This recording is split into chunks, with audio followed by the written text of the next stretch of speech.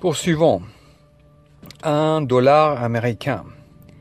Les États-Unis étant une colonie britannique jusqu'en 1776. Sur la face, on voit George Washington, le premier président des États-Unis d'Amérique, franc-maçon et un des pères fondateurs. Sur le dos du billet, nous voyons une pyramide avec un œil. Beaucoup reconnaissent cette image qui a été décrite comme un symbole d'une société secrète qui voudrait dominer le monde. Mais peu savent que ceci est nommé le delta lumineux, un symbole maçonnique. Et très peu de gens savent qu'en plus c'est le sceau officiel des États-Unis d'Amérique depuis 1782. Et oui, l'aigle que vous voyez sur le billet est la face du sceau. Et la pyramide est le dos du sceau officiel des États-Unis d'Amérique, fondé par des francs-maçons, George Washington, Benjamin Franklin et j'en passe.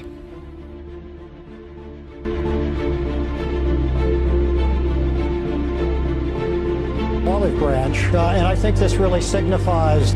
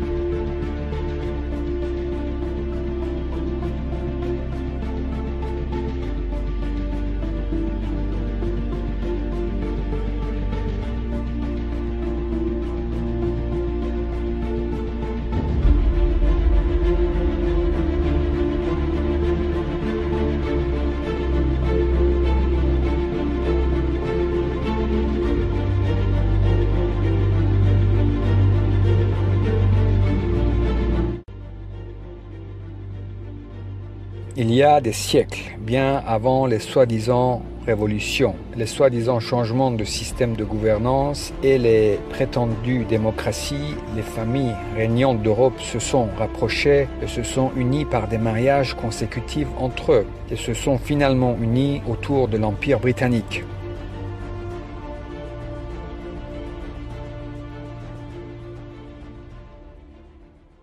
Ils se sont unis autour de l'Empire britannique et nous allons voir ici à quel point ils sont proches. Ici, nous voyons George V avec sa petite fille, la reine Élisabeth d'Angleterre. Donc ce George V avait une sœur qui s'appelait Maud, qui a eu un fils qui était le roi de Norvège, Olaf V. Et Olaf V a eu un fils, Harald V, l'actuel roi de Norvège, cousin de la reine Élisabeth d'Angleterre.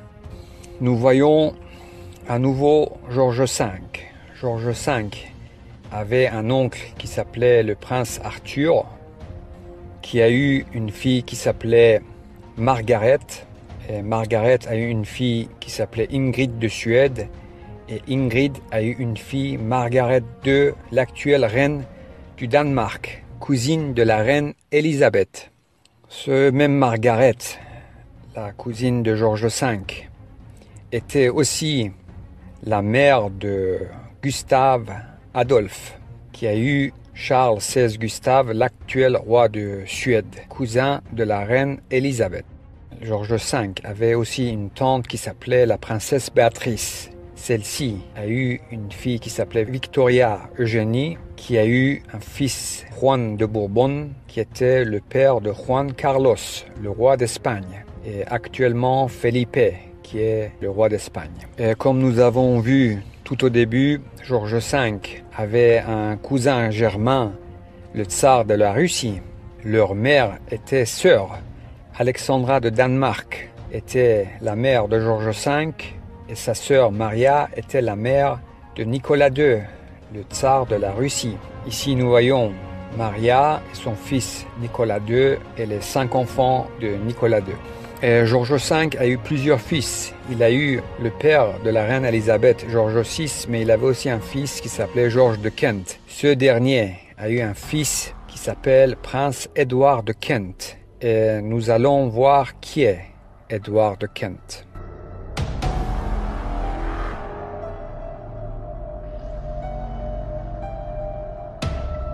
Following Grand Lodges. The Grand Lodge of New Zealand.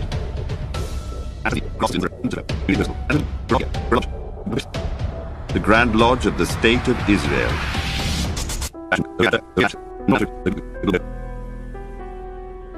The Grand Lodge Alpina of Switzerland.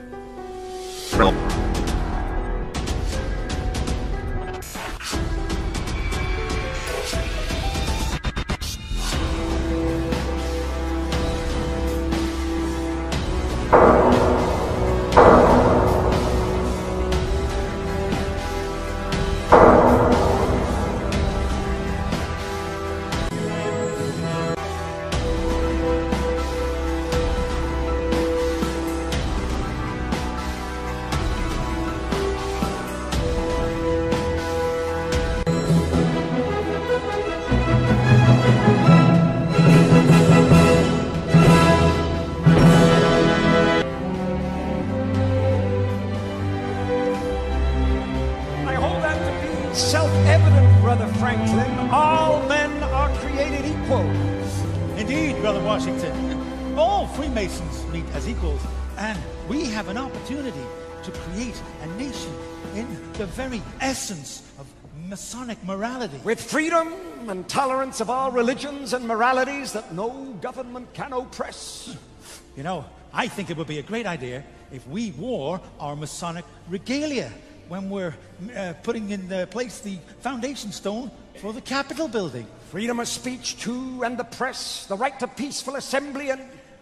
Did you say regalia? Yes. Well, it would be wonderfully symbolic, don't you think? You'll be wanting to put the all-seeing eye on our banknotes next. You think I'm taking it a bit far? Please don't... To order, brethren, to receive the most worshipful, the Grand Master.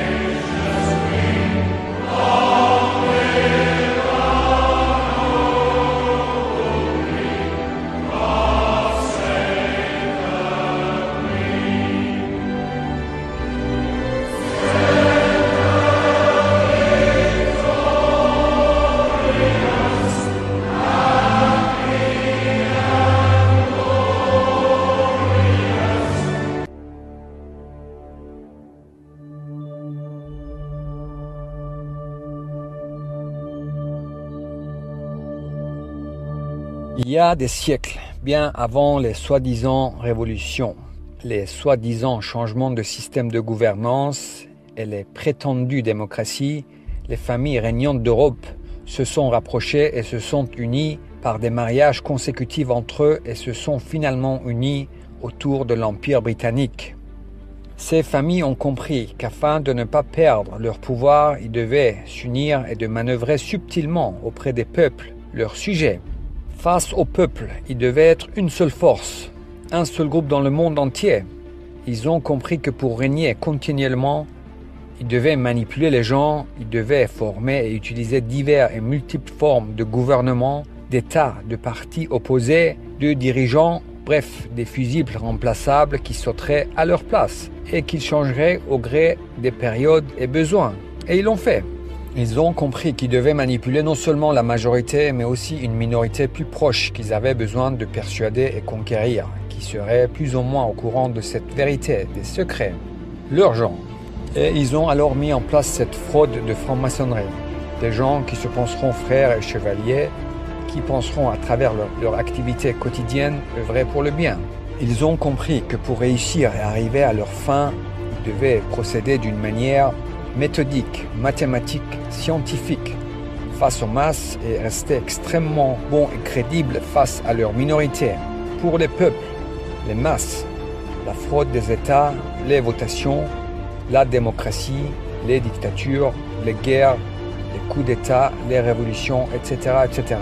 Pour leurs gens, les francs-maçons, l'illusion d'une démarche vers un monde meilleur et équitable pour tous et de la bienfaisance et l'humanisme en surdose.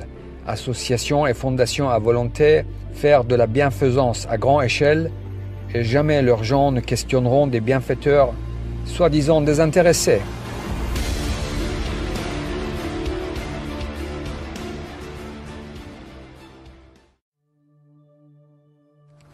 Ils se sont entendus dès le départ. Principe premier. Tout sera sous leur contrôle, tout. Personne n'aura le contrôle de l'argent dans le monde sauf eux. Zéro exception. Contrôle absolu. Les grandes sociétés, les multinationales, ils ont créé et créent. Tout ce qui est grand et tout ce qui grandit et réussit est à eux. 100%, zéro exception, zéro. Différents noms, différentes marques, différents pays, différents fondateurs. 100% à eux. Personne n'aura le contrôle des moyens de propagande sauf eux. Imprimeries, journaux et plus tard les télés, les médias alternatifs, réseaux sociaux, tout. Zéro exception, contrôle absolu. De même que les domaines de la communication, la santé, l'éducation, etc., etc. Différents noms jouant la concurrence, les guerres commerciales et les procès pour rester extrêmement crédibles. Exemple, Google et Yahoo, Microsoft et Apple, Coca-Cola et Pepsi, etc., etc. Tous les multinationales, zéro exception, principe premier. Bien ficelés et bien dirigés de manière méthodique, scientifique, les gens penseront vivre dans un monde divisé par des États et des régimes plus ou moins autoritaires ou démocratiques, alors qu'un seul groupe dirige et décide de quels gens de quel pays doivent bien vivre, quels gens de quel pays doivent travailler plus, quels gens de quel pays doivent souffrir économiquement, etc., etc. Les gens qui doivent, dans tous les cas, vivre convenablement, extrêmement bien, pour ne pas aller les questionner, seront la minorité que contrôlent méthodiquement. Des gens qui les pensent de toute façon bienfaiteurs de l'humanité, qui se penseront frères, penseront faire le bien.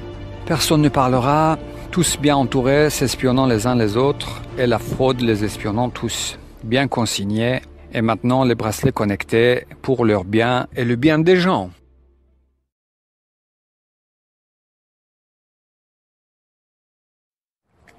La politique dans le monde, c'est eux, à 100%. C'est un des principes premiers.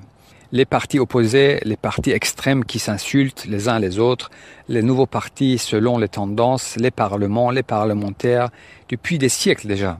Ceux qui trompent les gens sur ce qu'est vraiment la franc-maçonnerie, c'est eux, historiens, écrivains, journalistes, cinéastes, blogueurs, youtubeurs, plus ou moins connus, simples francs-maçons agissant pour la plupart innocemment, étant persuadés de protéger les bienfaiteurs de l'humanité. Ceux qui connaissent ces secrets n'ont aucune raison de vouloir les divulguer. Ils ont au minimum une vie décente, ils vont pas les laisser leurs gens dans le malheur, sinon ils questionneraient les choses.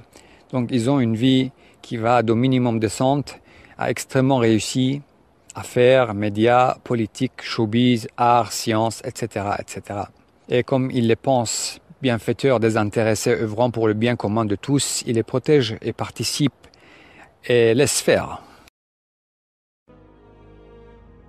Le caritatif, ou comment créer des fidèles, construire une base et fidéliser autour. Frontalement, ce n'était pas possible. Alors, ils ont imaginé comment s'assurer le soutien et la fidélité d'une minorité autrement que par l'argent seul. Et ils sont arrivés à ça. À travers leurs tâches quotidiennes, ceux qui feront le bien tous les jours dans des structures mises en place par eux les penseront bons, des bienfaiteurs désintéressés. Ceux qui les verront installer l'eau et l'électricité dans des villages en Afrique les penseront bons. Ceux qui les verront moderniser des hôpitaux dans le tiers-monde les penseront bons. Ceux qui les verront aider dans des villages en Afrique les penseront bon. Et surtout, ne pas oublier de bien installer le Wi-Fi partout.